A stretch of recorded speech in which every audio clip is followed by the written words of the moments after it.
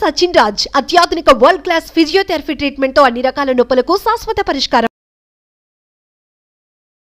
Sir నమస్తే sir, Venkata Hariprasad గారు. నమస్కారం విష్ణు గారు. సార్ హరిప్రసాద్ గారు, మార్కెట్లో మంచి బుల్ ర్యాలీ నడుస్తుంది.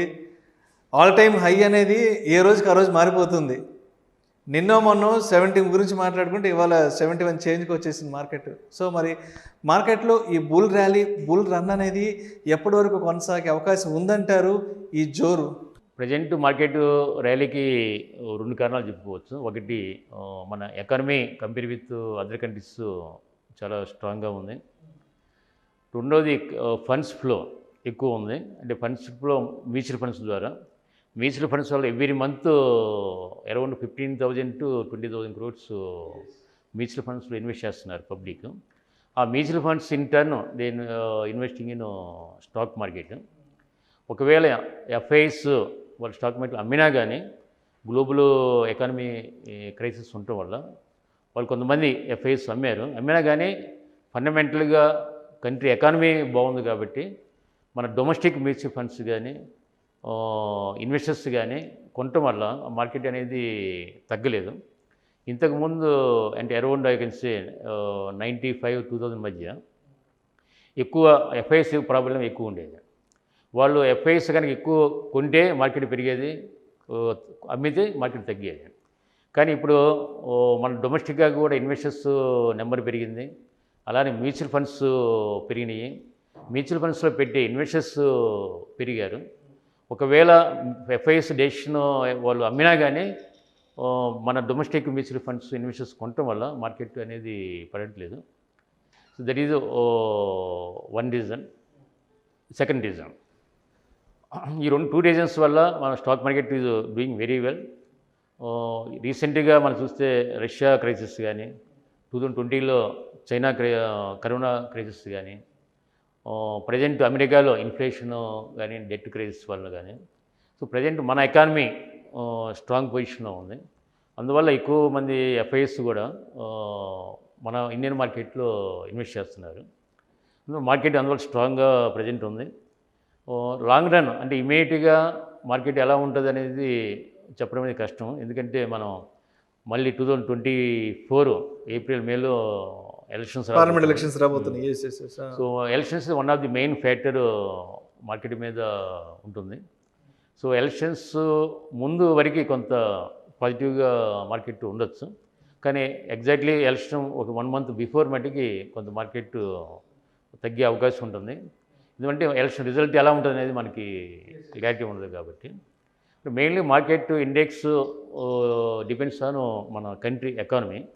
సో ఎకానమీ బాగున్నంతకాలం, సెక్టర్ ఎక్కువ సెక్టర్స్ బాగున్నంతకాలం, ఫండ్స్ ఫ్లో బాగున్నంతకాలం ఎక్కువ మార్కెట్లోకి ఇండెక్స్ ముందుకెళ్ళే అవకాశం ఉంది.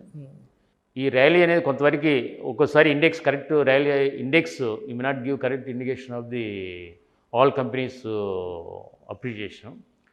But so many companies index పెరగకపోయినా కానీ మిడ్ క్యాప్ కంపెనీస్ కానీ, స్మాల్ క్యాప్ కంపెనీస్ కానీ పెరిగే అవకాశం గ్యారంటీ ఉంటుంది. బట్ ఎలక్షన్ తర్వాత బీజేపీ కనుక కంటిన్యూ అయితే డెఫినెట్గా మార్కెట్ ఈ బుల్ రన్ స్టార్ట్ కంటిన్యూ అవుతుంది.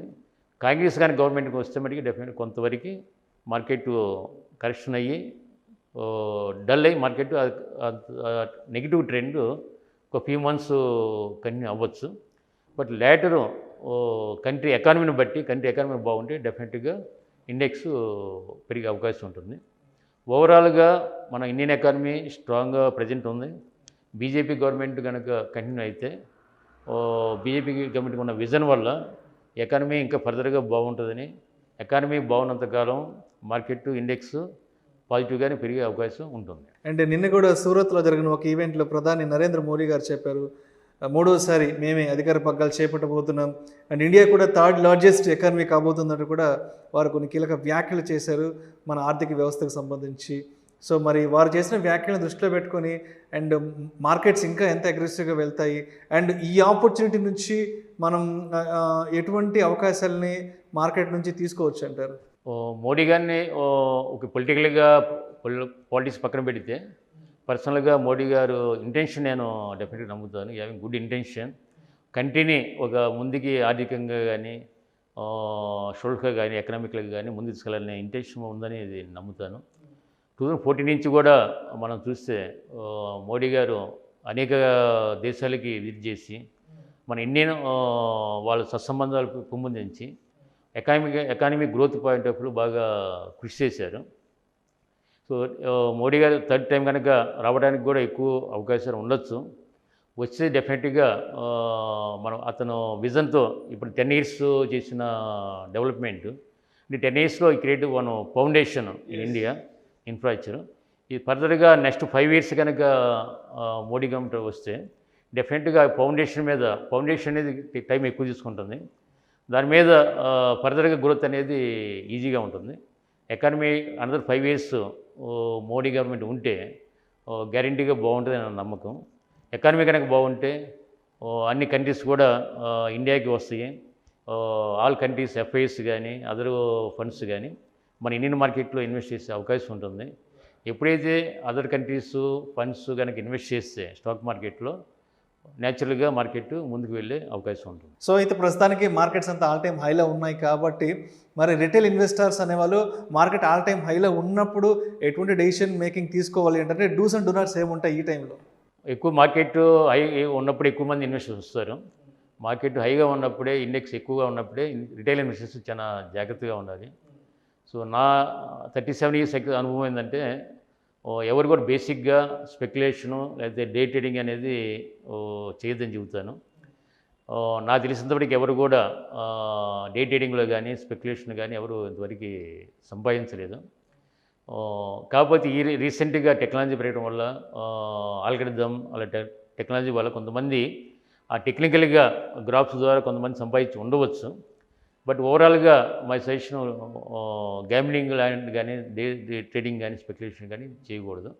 ఎప్పుడైతే మార్కెట్ బాగా పెరిగిందో ఇండెక్స్ కొన్ని సెలెక్టివ్గా మనం కన్జర్వేటివ్గా అప్రోచ్ ఉండాలి. వెరీ ఫ్యూ సెక్టర్స్ మంచి మేనేజ్మెంటు ఫండమెంటల్ స్ట్రాంగ్గా ఉన్న కంపెనీస్ ఏవైతే ఎక్కువ రేటు పెరగని షేర్స్ ఉంటాయో స్టిల్ కొంత షేర్స్ అండర్ వాల్యూ ఉంటాయి. అలాంటి షేర్స్ని సెలెక్ట్ చేసుకొని జాగ్రత్తగా ఇన్వెస్ట్ చేయాలి. So we should not go along with market. Thank you so much Venkata Hariprasad garu. మార్కెట్స్లో ఈ బుల్ ర్యాలీ అనేది ఎప్పటి వరకు కొనసాగే అవకాశం ఉంది, మార్కెట్ ఆల్ టైమ్ హైలో ఉన్నప్పుడు రిటైల్ ఇన్వెస్టర్స్ అనే వాళ్ళు ఎటువంటి జాగ్రత్తలు తీసుకోవాలనే అంశం గురించి మీ విశ్లేషణ ద్వారా ప్రేక్షకులకు చాలా చక్కగా తెలియజేశారు. Thank you so much sir. Thank you అండి. Thank you.